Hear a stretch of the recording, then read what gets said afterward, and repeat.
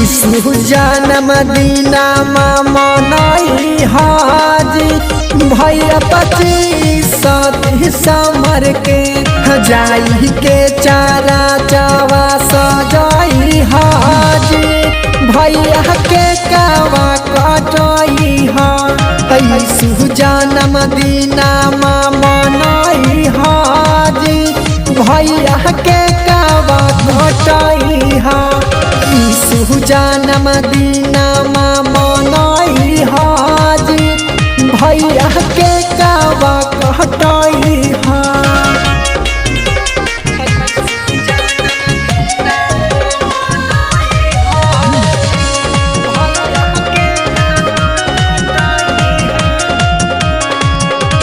गौशाला घरवा में लिहाले जाना मामा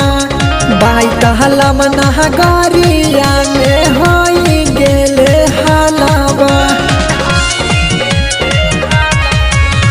गौशाला घरवा में लिहाले जाना मामा बाई कहला मना गरिया में होई गेले हलावा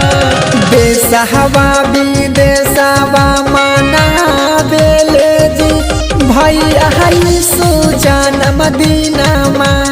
देशवा विदेशवा मना बेले जी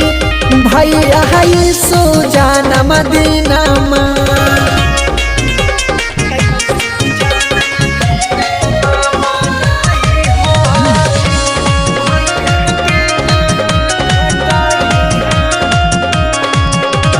पिता पर हमें सावर के लहला नामा के जाने ले पूरा जहानमा सुना भैया पिता पर हमें सावर के लाला नामा के जाने ले पूरा जहानमा चंदन बिहारिया कहा बेले जी भैया ना खर भजनमा यीशु जन्म दीना मनई हाजी